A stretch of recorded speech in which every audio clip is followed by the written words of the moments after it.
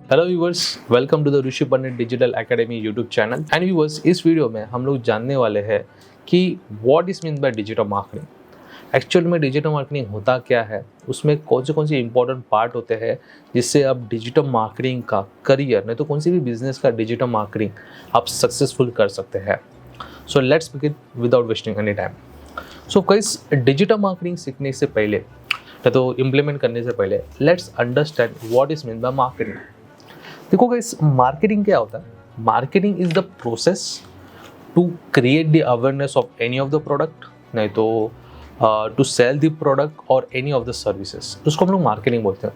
और आज की दुनिया में सब लोग मार्केटिंग करते हैं क्योंकि विदाउट मार्केटिंग कौन सा भी बिजनेस ग्रो नहीं हो सकता है। बट आज की दुनिया में ना, मार्केटिंग की जो डेफिनेशन है ना, वो थोड़ा अलग हो गई है। जैसे कि for example, each marketing strategy is should have the creative process। ठीक है, कौन सी भी मार्केटिंग स्ट्रैटेजी बनाओ उसमें क्रिएटिव प्रोसेस आना बहुत कंपलसरी है। अभी आप बोले sir what is mean bye creative process, तो मैं आपको थोड़ा सा एग्जांपल दे देता हूँ।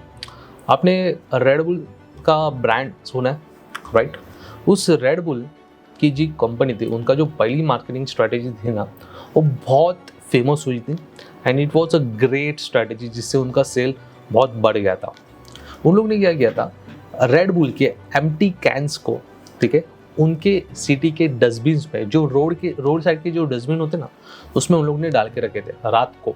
ठीक है, तो नेक्स्ट डे जब भी सिटी की जो पॉपुलेशन है, सिटी की जो सिटीजन्स है, वो उठे और उन लोग जब भी ऑफिस के लिए बाहर गए, कुछ मार्केट के लिए बाहर गए, तो उनको उस सिटी के रोड साइड के जो डस्टबिन होते हैं, उस हर डस्टबिन में उनको रेड बुल के कैंस दिखने स्टार्ट हो गए और बहुत सारे कैंस उन लोग ने डाल के रखा था। सो एक क्या क्रिएट हुआ उन्होंने, क्योंकि लोगों को लगा कि रेड बुल सब लोग पी रहे हैं, राइट? तो इसका मतलब सब लोग ने क्या किया, let's try for the first time. ठीक है, सो सब लोग ने क्या किया, रेड बुल ट्राई करना स्टार्ट कर दिया। मार्केट में गए, रेड बुल ऑर्डर करने लगे, रेड बुल बाय करने लगे, जिससे क्या हुआ, रेड बुल का सेल बढ़ गया। अभी उन लोग ने क्या किया, क्रिएटिव प्रोसेस उन लोग ने यूज़ की थी कि उन लोग ने रेड बुल के क्लाइंट्स डस्टबिन में डाल के रखे थे। इसके जगह पे वो एक बैनर भी लगाते, एक पैम्पलेट भी सेल करते, टेलीविजन ऐड भी रन करते, तभी भी उनका सेल बढ़ता था। बट उनका सेल बहुत ही कभी बढ़ गया, डबल ट्रिपल 4 टाइम कभी बढ़ गया, जब भी उन लोग ने एक क्रिएटिव प्रोसेस यूज़ की थी। तो आज की दुनिया में भी ना, जब भी आप कौन से भी बिजनेस की, या तो प्रोडक्ट की आप जब भी मार्केटिंग करते हो ना, हर मार्केटिंग स्ट्रैटेजी में ना क्रिएटिव प्रोसेस होना बहुत कंपलसरी है। उसी तरह डिजिटल मार्केटिंग है ना, अभी बहुत कॉम्पिटिटर बन गया, बहुत मतलब बहुत, क्योंकि हर बिजनेसेस को अभी समझ में आया कि डिजिटल मार्केटिंग बहुत इंपॉर्टेंट है। विदाउट डिजिटल मार्केटिंग कौन सा भी बिजनेस ग्रो नहीं कर सकता है। सो एक ही प्रोडक्ट को लेके बहुत सारी कंपनीज मार्केट में है जो हर ऑडियंस को ऐड दिखाना चाहता है। अभी ऑडियंस के सामने एक ही प्रोडक्ट के रिलेटेड बिजनेस के ऐड उनको मल्टीपल टाइम दिख रही है। सो गाइस, ऑडियंस उसी प्रोडक्ट को बाय करेगा जिसकी ऐड क्रिएटिव है। ठीक है, तो आपको मोस्टली फोकस क्या करना है कि आप जितना अच्छा क्रिएटिव आपके एड्स में, आपकी स्ट्रैटेजी में आप लेके आओगे, उतना आपके लिए बेनिफिट हो जाएगा। आई होप सो, यहाँ तक आपको क्लियर हुआ रहेगा। नाउ गाइस, जब भी आप डिजिटल मार्केटिंग स्टार्ट करने वाले हो कौन से भी बिजनेस का, उसके इम्पोर्टेंट पॉइंट्स है जो आपको ध्यान में रखना बहुत कंपलसरी है। जैसे कि सबसे इम्पोर्टेंट है which is known as audience need. देखो, जब तक आपको आपके ऑडियंस की नीड मालूम नहीं है, तब तक आप मार्केटिंग में सक्सेस नहीं हो सकते। ठीक है, अभी आपने कभी सोचा है क्या, चाइनीज़ के प्रोडक्ट्स इतने सेल क्यों होते हैं?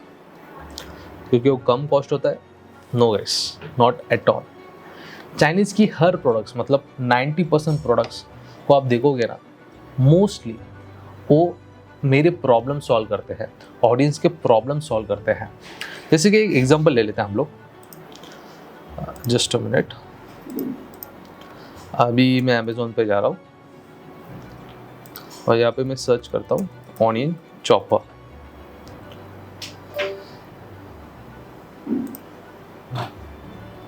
अब देखो, ये जो चॉपर दिख रहा है, ये जो प्रोडक्ट है ना, now this is the Chinese product, सब लोग को मालूम है। बट ये प्रोडक्ट बहुत सेल होता है। आप हर मार्केट में जाओगे, एक रोड साइड मार्केट में भी जाओगे ना, तो आपको ये प्रोडक्ट मिल जाएगा। अभी ये प्रोडक्ट इतना बेनिफिशियल क्यों है? क्योंकि इस प्रोडक्ट में मैं सिंपली एक ओनियन डालूंगा और उसको बस ऐसे करते रहूँगा ना, तो ऑटोमेटिकली ओनियन चॉप हो जाते हैं। सो एक जिसको ओनियन कट करना नहीं आ रहा है, जिसको मोस्टली बोलते हैं ना कुकिंग नहीं आ रहा है, उसको सीखना है, वो जो फर्स्ट टाइम वो ओनियन कट करने जा रहा है, so this will help, definitely help करेगा, जिससे कोई भी ह्यूमन बीइंग इजीली उसके ओनियन को चॉप कर सकता है। ये प्रोडक्ट क्या कर रहा है? एक प्रॉब्लम का सल्यूशन दे रहा है। तो उसी तरह जब भी आप एक डिजिटल मार्केटिंग, एक प्रोडक्ट का मार्केटिंग करने जाओगे, एक सर्विस की मार्केटिंग करने जाओगे, तो एक्चुअली में वो प्रोडक्ट और सर्विस ऑडियंस की नीड्स सॉल्व कर रहा है क्या नहीं तो ऑडियंस के जो प्रॉब्लम्स है वो सॉल्व कर रहा है कि नहीं, वो जानना बहुत कंपलसरी है। If they are not solving any problem और एनी नीड, दैन वो प्रोडक्ट ज़्यादा टाइम मार्केट में नहीं रह सकता है, फ्यूचर में जाके वो आपके बिजनेस को लॉस दे सकता है। तो सबसे इम्पोर्टेंट है ऑडियंस की नीड को समझना। उसके बाद गाइस जो सेकंड पार्ट आता है मार्केटिंग स्टार्ट करने के पहले, विच is known has competitor research. सबसे इम्पोर्टेंट, और मोस्टली बिजनेस ओनर्स और मार्केटर्स उसको इग्नोर करते हैं। उनको लगता है मेरा प्रोडक्ट बहुत अच्छा है, मैंने बहुत सोच समझ के प्रोडक्ट ने तो सर्विस बनाया है। Not at all. जितना ज़्यादा इन डेप्थ आप कॉम्पिटिटर रिसर्च करोगे, उतना आपका प्रोडक्ट आप अच्छा बना सकते हो। जैसे देखो फॉर एग्जांपल एक मोबाइल फ़ोन है, एक नया मोबाइल फ़ोन में लॉन्च कर रहा हूँ नए ब्रांड के साथ। इसके अंदर क्या क्या होना चाहिए, ये मुझे जानने के लिए एक ऑडियंस, एक बाकी मोबाइल से एक यूनिक प्रोडक्ट बनना चाहिए, वो जानने के लिए मुझे पहले कॉम्पिटिटर रिसर्च करना पड़ेगा। ओप्पो के मोबाइल में ऐसा क्या होता है, रेडमी के मोबाइल में ऐसा होता क्या है, आईफोन में ऐसा क्या होता है, सैमसंग में ऐसे क्या अलग अलग फीचर्स होते हैं, ये सब कुछ मुझे जानना बहुत कंपलसरी है। जब भी मैं हर कॉम्पिटिटर के प्रोडक्ट्स को एनालिसिस करूँगा, उनके अंदर ऐसे क्या यूनिक सेलिंग पॉइंट्स है, फीचर्स क्या है, जब भी मुझे वो समझ में आएगा, तभी जाके मैं एक यूनिक प्रोडक्ट और यूनिक सर्विस में बना पाऊँगा। इतना ही नहीं, इसको मार्केटिंग में भी बहुत हेल्प होता है। जब भी आपके कॉम्पिटिटर्स पे जब भी आप स्पाई करते रहते हो, आपकी कॉम्पिटिटर किस प्रकार मार्केटिंग कर रहे हैं उनके प्रोडक्ट का, जब भी आप उन पर ध्यान देते हो ना, तभी आप एक यूनिक मार्केटिंग स्ट्रैटेजी बना के आप आपके ऑडियंस के सामने आप जा सकते हो, जिससे ऑडियंस आपका प्रोडक्ट बाय कर सकती है, आप पे ट्रस्ट कर सकती है और आपका सेल ग्रो हो सकता है। सो कॉम्पिटिटिव रिसर्च बहुत इंपॉर्टेंट है हर बिजनेस के लिए बिफोर स्टार्टिंग का मार्केटिंग। एंड द लास्ट जो सबसे इंपॉर्टेंट है, which is known as customer service. See guys, आपके बिजनेस का जो पूरा ग्रोथ और ऑडियंस का जो ट्रस्ट होता है आपके बिजनेस पे, वो पूरा डिपेंड होता है कस्टमर सर्विस पे।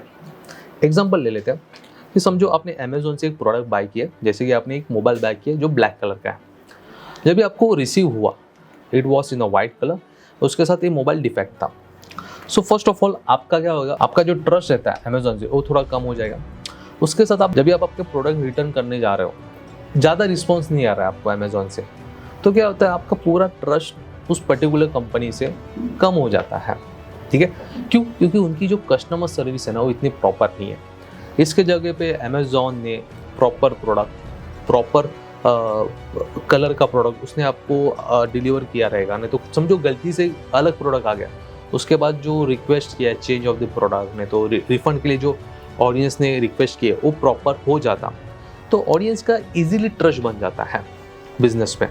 तो आपका बिजनेस कौन सा भी होना दो, आपकी कस्टमर सर्विस एक प्रॉपर डिफाइन प्रॉपर प्रोसेस होना चाहिए, क्योंकि कस्टमर सर्विस ही ऑडियंस का ट्रस्ट बिल्ड करती है।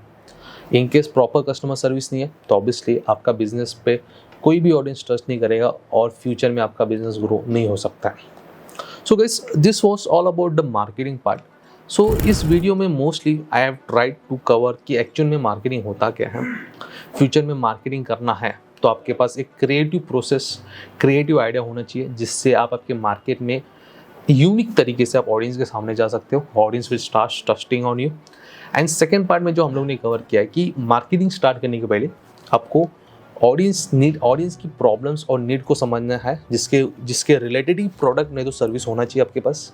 सेकेंड है कि कॉम्पिटिटिव रिसर्च बहुत इंपॉर्टेंट है। The third was customer service. So I hope so guys you have like this videos. So if you are like, make sure कि आप इस चैनल को सब्सक्राइब कर रहे हो।